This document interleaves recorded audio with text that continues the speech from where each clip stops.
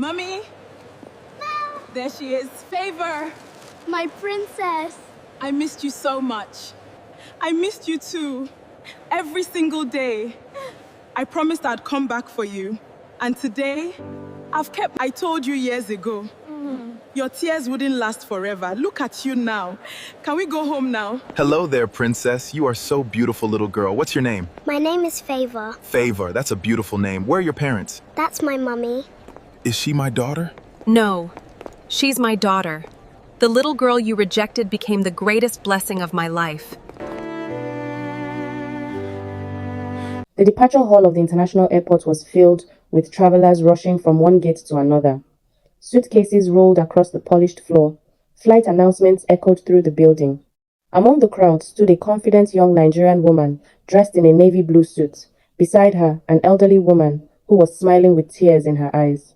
Standing between them was a cheerful little girl holding both of their hands. They looked like a family that had survived every storm life could throw at them. Just a few steps away stood a man, frozen in disbelief. He couldn't believe his eyes. His eyes never left the little girl. She looked exactly like him. He wanted to call out her name, but the words refused to leave his mouth. He had spent years running away from one decision. Now, that decision was standing right in front of him. But he was too late. The woman he had once abandoned was now living the life they had once dreamed of together. And the little girl he denied had grown into the greatest blessing he would never have. Sometimes, life gives us a second chance. Sometimes, it doesn't. This is the story of Adais, a young woman who believed love would change her life. Instead, it almost destroyed it. In one small rented room at the edge of the city lived a 23-year-old Adaisi and her widowed mother. Their home was simple. The paint had faded from the walls and the roof leaked whenever it rained. They did not have expensive furniture, but what they lacked in wealth, they made it up with love. Every morning, not every lecture, Adaise helped her mother at Ogbete Market, while other students spent their mornings in cafes. She carried baskets of vegetables too for her mother. Some people looked down on her. Others laughed quietly as they walked past. But Adaise never allowed embarrassment to steal her dream. She knew exactly where she was going. By 9 o'clock, Adaise had changed into her simple blue blouse and black skirt, and hurried to the university campus with her. Even after spending hours helping at the market, she never arrived late for class. Her lecturers admired her discipline.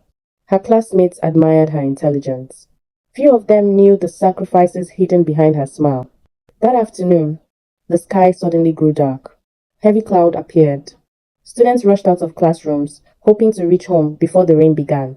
Adaisi held her books very well and started walking toward the bus stop. Within seconds, rain poured from the sky. People ran in every direction. Adaise tried to protect her books beneath her bag, but in her hurry, she slipped. Her books scattered across the wet road. The rain continued to pour as Adaise hurried to gather her books from the wet ground. Water soaked the pages she had spent months making with notes. She picked up one notebook, then another, but before she could reach the last one, a stranger showed up and picked up the notebook carefully and wiped the rain from its cover with his handkerchief. "I think this belongs to you," he said with a warm smile. Adaise slowly looked up. Standing before her was a tall young man, wearing a white office shirt, with the sleeves neatly rolled up. Rain dripped from his hair, but he didn't seem to care. The rain became even heavier. Within seconds, the road was overflowing with people trying to escape the rain. Chinedu opened a black umbrella he had with him. He looked at Adaise and said, "You'll get soaked if you stay here." She hesitated because they were strangers, but there was something about him, something that made her feel safe. Slowly, she stepped under the umbrella. As they walked together, they laughed about the rain, their soaked shoes, and the way life sometimes interrupted the best plans. For the first time in a long while, Adaise forgot about her worries. The rain refused to stop. Chinedu noticed a small cafe across the street. He turned and asked her, "Would you like to wait there until the rain slows down?" Adaise smiled politely and said, "Only for a few minutes." They went inside the cafe. They sat near the window, watching raindrops running down the glass. At first, their conversation was simple. They talked about school, family, dreams. Chinedu listened more than he spoke.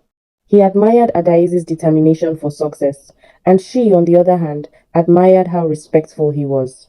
Neither of them realized that this unexpected conversation would change both of their lives forever. Nearly 2 hours later, the rain finally stopped. Chinedu walked Adaize to the bus stop. Before leaving, he reached into his pocket and he handed her a simple business card. "If you ever need help with your engineering assignments." He smiled. "I work on construction projects." Adaize looked at the card and it was written, Chinedu Okafor, project engineer. She smiled and said, "Thank you for today." Chinedu nodded. Then Adaize boarded the bus. As he drove away, she looked back through the window. Chinedu was still standing there, watching until the bus disappeared into the evening traffic. 3 days passed after the rainy afternoon. Adaize returned to her normal routine. Every morning, she helped her mother prepare vegetables for the market before rushing to lectures. Life was busy, but her mind often drifted back to the kind stranger she had met in the rain. She wondered if they would ever see each other again. Then, one quiet afternoon, as she sat in the university library reading for an upcoming test, her phone vibrated. She glanced at the screen. An unknown number. She almost ignored it, but something told her to answer, and it was Chinedu who called. What began as a simple phone call turned into nearly an hour of conversation. They talked about everything: school, childhood memories, their favorite foods, their biggest fears, their dreams. Every conversation revealed another reason to admire each other. Chinedu never interrupted when Adaize spoke. He listened. For Adaize, that simple act meant more than expensive gifts. 2 weeks later, Chinedu offered to help Adaize carry some heavy goods from the market. Mama Adaize watched quietly as he greeted every customer with respect. He never acted as though he was too important to help.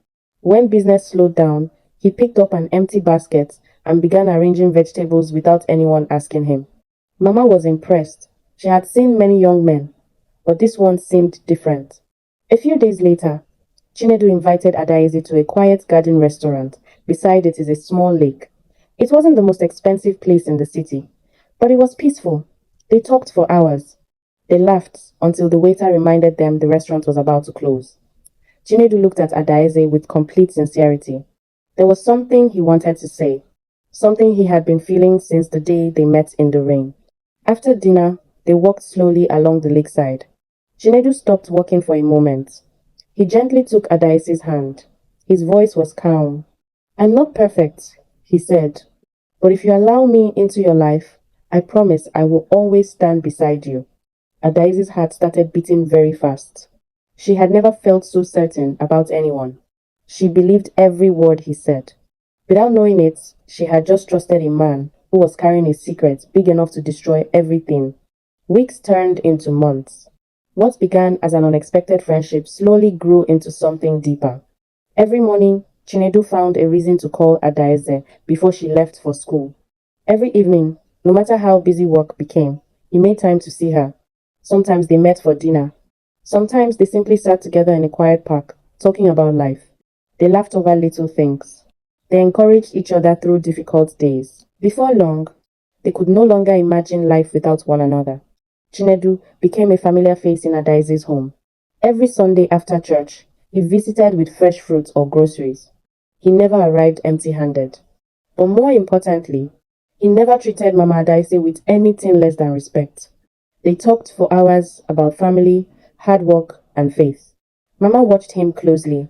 She saw how he looked at her daughter. She saw how patient he was.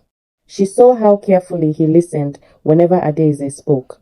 Slowly, the fear in her heart disappeared. She began to believe that perhaps God had finally answered one of their prayers. One quiet evening, Adaize and Chinedu sat under a large tree overlooking the city lights. Not as strangers anymore, but as two people planning one life together. Adaize dreamed of graduating with first class. She wanted to become an engineer. Chinedu listened proudly, then he smiled. "I can already see it," he said. "One day, I'll be sitting in the front row when they call your name." Adaize leaned her head gently on his shoulder. She believed every promise, every word, every dream. A month later, Chinedu invited Adaize to a quiet garden where flowers bloomed in every direction. She thought it was just another date, but his hands trembled with nervousness. He reached into his pocket and brought out a small velvet box. Adaize's heart began to race. Slowly, he opened it. Inside was a simple silver ring. It wasn't expensive, but it carried a promise. He went down on one knee and said, I know we are just building. I want to be the reason why you are always happy. I can't see myself living life without you. Will you marry me, Adaize? That night, Adaize could hardly sleep. She lay awake, staring at the silver ring on her finger. Every sacrifice suddenly felt worthy. She believed she had found not only the love of her life, but a man who would build a future with her. She had no idea that somewhere far away, another woman already wore a wedding ring given by the very same man. 3 months passed like the gentle flow of a river. Love became part of Adaize's everyday life. Every morning began with Chinedu's voice. Every evening ended with his promise that soon they would never have to say goodbye again. Whenever work became busy, he apologized for not calling early enough. Whenever Adaize felt tired from school, he reminded her that every sacrifice would one day be worth it. Together, they had started planning a future. They talked about marriage. They talked about building a home. They even laughed over what they would one day name their children. To Adaize, life had never looked so beautiful. A few weeks later, Adaize noticed something unusual. Every morning she woke up feeling weak. The smell of food that she once loved suddenly made her feel sick. She struggled to finish her meals. At first, she blamed the stress of school. But when her monthly cycle failed to come, a quiet fear settled in her heart. She counted the days again. Then again, she knew she couldn't ignore it any longer. The following afternoon, she walked into a small pharmacy. Her hands trembled as she quietly asked for a pregnancy test. The pharmacist smiled politely and handed her a small paper bag. Adaize thanked her and hurried home. Every step felt heavier than the last. Inside the quiet bathroom, time seemed to stand still. Minutes felt like hours. She closed her eyes, then slowly looked down. 2 clear lines. She stared at them in silence. Tears filled her eyes. Not tears of fear, tears of surprise. She gently placed one hand on her stomach. A small smile appeared. We're going to be a family, she whispered. Adaize couldn't wait to tell him. She bought a tiny pair of baby socks and wrapped them inside a small gift box. That evening, they met at their favorite restaurant beside the lake. Chinedu smiled the moment he saw her. He noticed how nervous she looked. Is everything all right? He asked. Adaize slid the little box across the table. He looked confused. Slowly, he opened it. Inside was the tiny white baby socks. For a moment, he didn't speak. He looked at Adaize, then back at the socks. Finally, he smiled. We are having a baby. He reached across the table and held her hands, tightly assuring her everything will be fine. The next morning, Chinedu didn't call. Adaize smiled to herself. He's probably busy at work, she thought. She called him that evening. No answer. A few hours later, he returned the call. His voice sounded different, distant, tired. He apologized. We've started a new project. Things are a little hectic. Adaize understood. Or at least, she tried to. Days turned into weeks. The man who once called every morning now replied with short messages. The man who never missed a visit suddenly had endless excuses. I'm traveling. I'm in a meeting. I'll come tomorrow. Tomorrow never came. Adaize sat alone in her room night after night, staring at her phone. She replayed old voice notes just to hear his voice. Mothers often notice pain before their children speak about it. One evening, Mama Adaize found her daughter sitting quietly outside, holding her phone with tears in her eyes. She sat beside her without saying a word. After a long silence, Adaize finally whispered, Mama, I'm pregnant. Mama closed her eyes. She took a slow breath. Then she wrapped both arms around her daughter. Adaize expected anger. She expected disappointment. Instead, she felt only love. The days that followed were the hardest Adaize had ever known. She thought about leaving school. She wondered how she would raise a child alone. She feared what people would say. But every time she looked at her mother, she saw strength instead of defeat. One evening, Mama Adaize held Adaize's hands and she looked her in the eyes. Listen to me carefully, she said. This child is not the end of your dreams. Finish your education. I will help you. I may not be rich, but together we will find a way. Adaeze broke down in tears once more. This time, they were tears of gratitude. From that day forward, Adaeze made a promise to herself. She would stop searching for Chinedu. She would stop waiting for apologies that might never come. Instead, she would focus on the little life growing inside her, and on the future her mother still believed she could build. There were days Adaeze smiled as she felt her baby kick. There were also nights she cried quietly, wondering how life had changed so quickly. Through every doctor's appointment, every hospital visit, every difficult moment, Mama Adaeze never left her side. Then, one rainy evening, the labor pains began. Mama quickly called a taxi. Holding her daughter's hand tightly, she whispered, "You're stronger than you know." Hours later, the silence of the hospital was broken by the cry of a newborn baby. A healthy baby girl had arrived. Adaeze held her daughter close. Tears rolled down her cheeks as she kissed the baby's forehead. "Welcome to the world, my little miracle," she whispered. "Your name will be Favor, because even after everything, God has still shown me favor." Mama Adaeze said, "Look at her tiny fingers. She's beautiful." "She's the reason I won't give up," Adaeze said. Returning home with a newborn was not easy. Some neighbors congratulated Adaeze warmly. Others whispered whenever she walked past, "That's the girl whose boyfriend disappeared. Poor thing. Who will marry her now?" Their words were painful, but Mama Adaeze refused to let them define her daughter. A few months later, the university announced that lectures would resume. Adaeze stared at the notice in silence. She wanted to continue, but every time she looked at little Favor, guilt filled her heart. How could she leave such a tiny child behind? That evening, Mama Adaeze carried the baby into Adaeze's room. She placed Favor gently in her daughter's arms. Then she spoke with quiet determination. "Listen to me.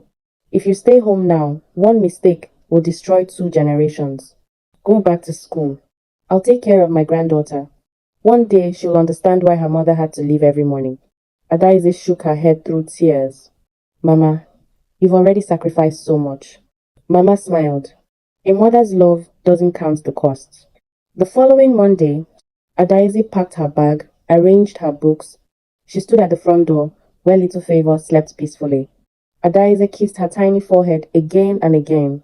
Each kiss felt harder than the last. As she walked away, she turned back 3 times. Mama waved gently. "Go, we'll be waiting for you." Adaeze wiped away her tears and boarded the bus stop. Life became a cycle of sacrifice. During the day, Adaeze attended lectures, completed assignments, and prepared for exams.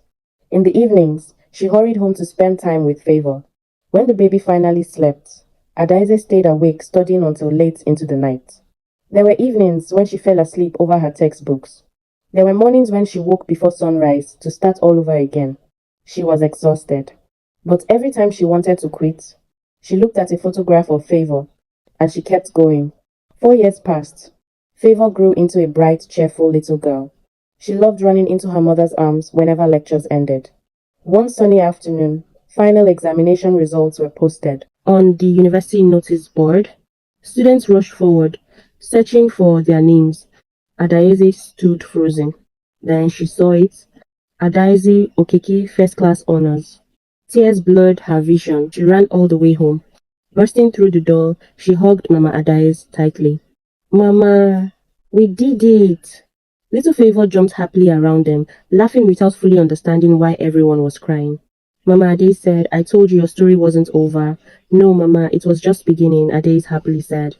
2 months after graduation, Adaeze received an email from an international university. At first, she thought it was another advertisement, but as she opened the message, her hands began to shake. She had been awarded a fully funded scholarship to study abroad.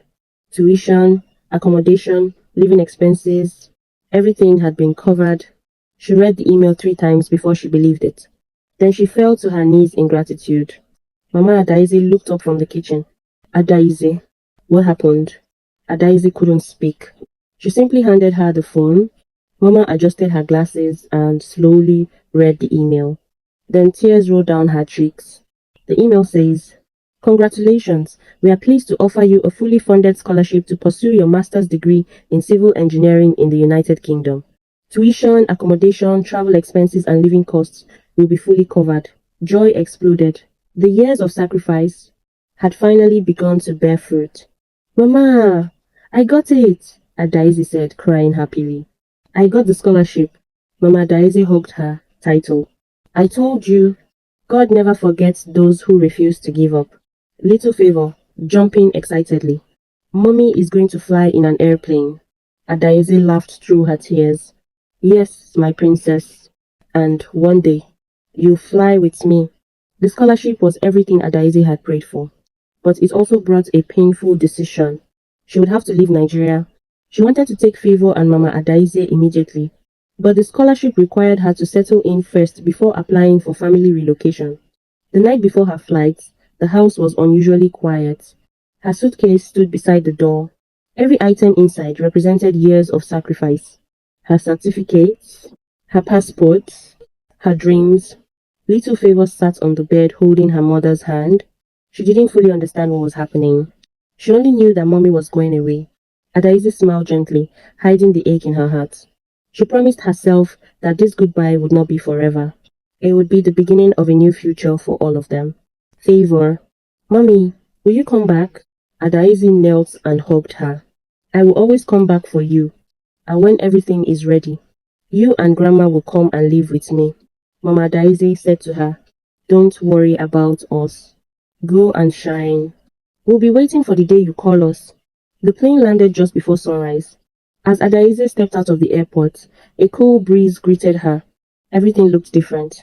New roads, new buildings, new opportunities. She paused for a moment, closed her eyes, and whispered, Thank you, God. The journey was not easy. She attended lectures during the day, studied late into the night, worked part-time on weekends.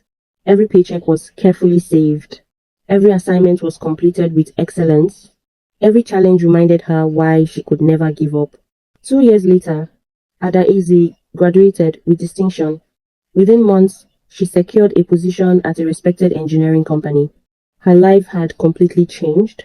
But despite her success, her greatest dream remained unfinished. She had made a promise, and Adaeze never forgot her promises. Adaeze, looking at a framed photo of Mama Adaeze and Favor, just a little longer. I'm coming for both of you. 3 years later, the phone rang inside Mama Adaeze's house. She answered with her usual smile. But before she could say another word, Adaeze spoke. Her voice trembled with excitement. Mama, check your email. Confused, Mama asked a neighbor's son to help open it.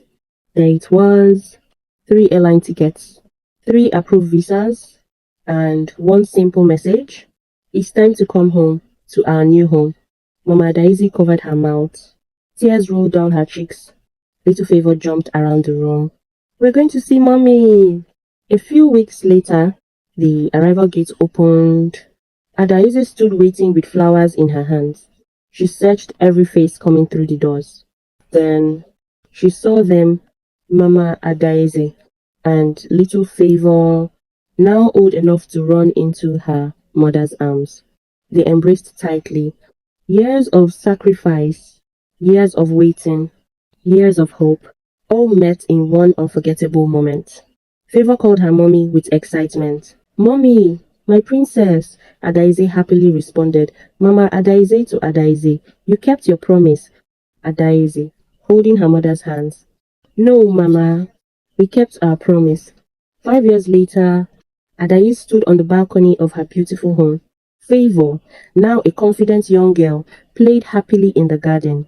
Mama Adaeze smiled from a nearby chair, watching her granddaughter laugh. The wounds of yesterday had become the strength of today. The man who abandoned Adaeze became only a chapter in her story. He was never the ending.